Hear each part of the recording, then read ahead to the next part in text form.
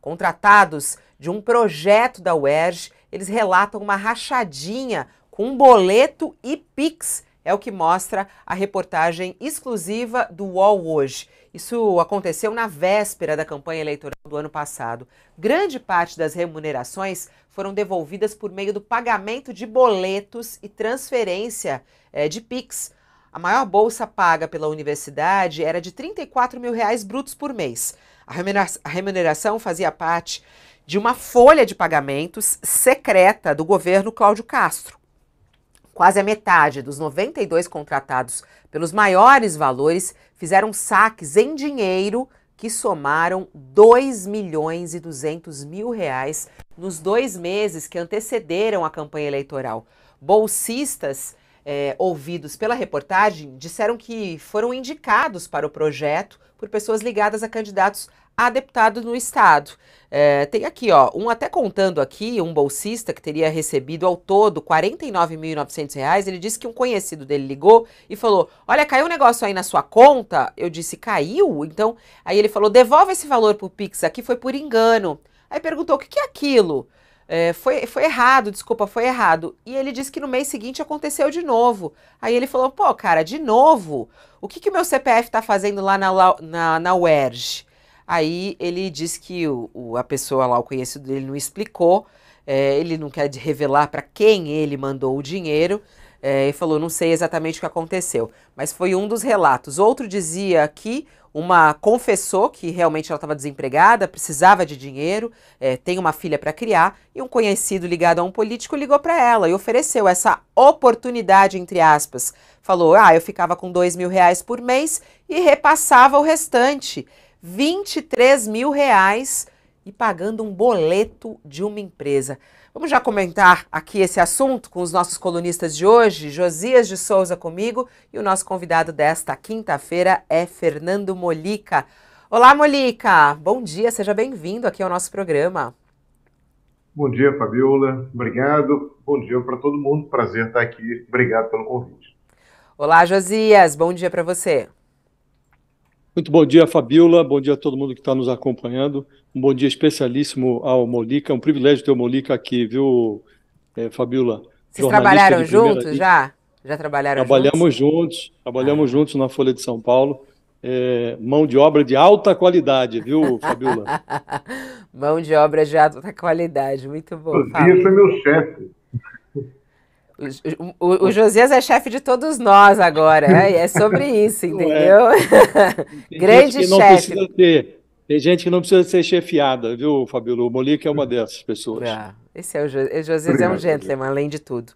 Vamos lá, vamos entender a rachadinha na UERJ. Como é triste isso, né, Josias? A gente vê dinheiro de pesquisa, algo que é tão complexo, é tão difícil, e aí você vê recursos para pesquisa numa instituição tão respeitada como a UERJ, e acontecer isso, e não é a primeira vez, a gente já contou outros escândalos aqui envolvendo recursos da UERJ, né, Josias? O mais triste é a reincidência, né, Fabiola? A julgar pela aparência mal cheirosa, em certos projetos de pesquisa da Universidade do Estado do Rio de Janeiro, a ciência é uma ficção científica em que a única fronteira para a imaginação é a realidade do assalto ao bolso do contribuinte. Essa notícia do UOL informa que houve uma parceria entre pesquisadores hipotéticos e políticos patéticos para produzir uma rachadinha que fez sair pelo ladrão verbas que deveriam ter financiado pesquisa. E algumas bolsas de estudo somavam R$ 34 mil por mês, muito dinheiro, né? Teve gente que desviou mais de R$ 2 milhões. O dinheiro rachado escoou por folhas secretas, bancadas aí com verbas do governo fluminense, do Cláudio Castro, e foi para bolsos alheios, para campanhas políticas, boletos, até Pix foi usado para desviar essa grana. Considerando que essa novidade chega depois de uma outra reportagem que já tinha revelado o uso de verba de pesquisa para pagar cabos eleitorais de um par de deputados bolsonaristas na campanha do ano passado, o que mais espanta mesmo é a reação da universidade.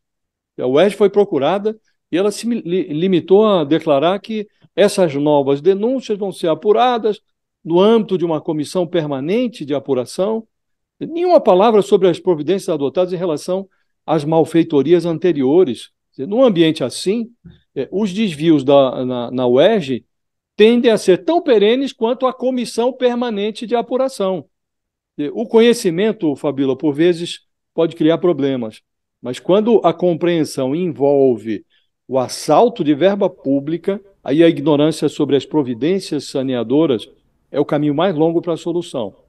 O governador Cláudio Castro também faria um bem a si mesmo, e sobretudo a quem lhe paga o contra-cheque, né, se levasse meio quilo de explicações à balança. É muito triste ver esse tipo de desvio e mais triste ainda verificar que não há explicação, que a universidade não se preocupa nem em explicar o que já foi noticiado. Não é o primeiro desvio. Muito triste. O UOL entrou em contato com 75 dos bolsistas. E é interessante que 12 desses bolsistas não sabiam nem como seus dados chegaram lá nessa folha de pagamento.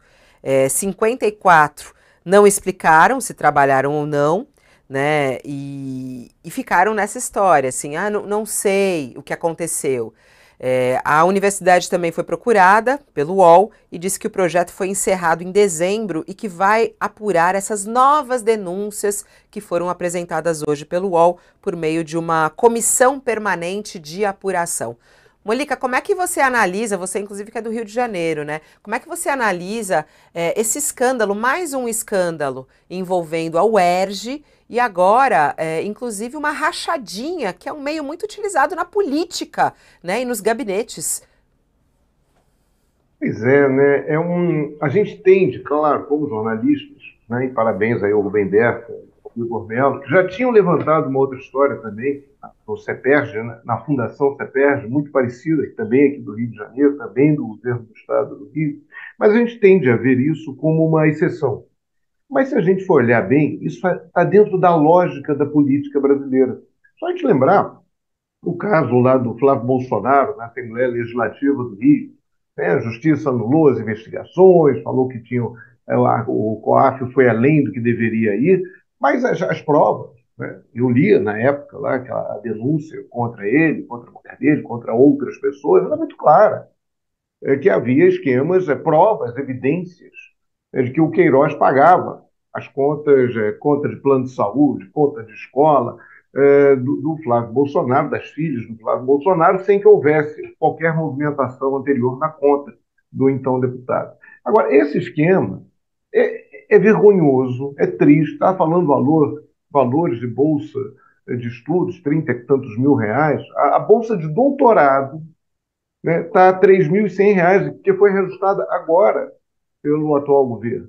R$ 3.100 a bolsa de doutorado.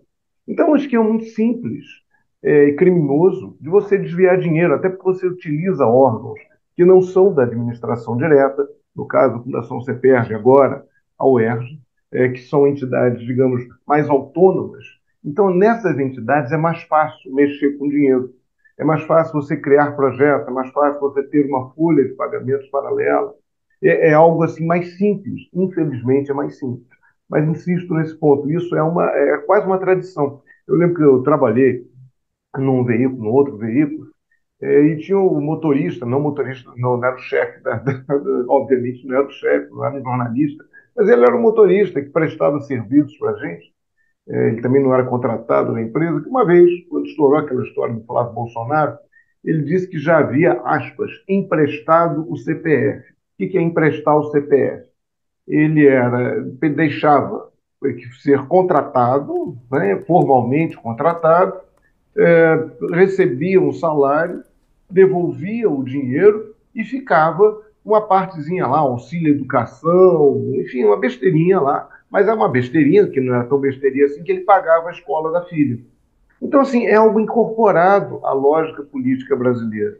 E isso tem que ser quebrado. É um escândalo grave, é um escândalo, por muito menos, o ex-governador Wilson Witzel sofreu um impeachment, mas sofreu um impeachment porque não tinha base na Assembleia Legislativa.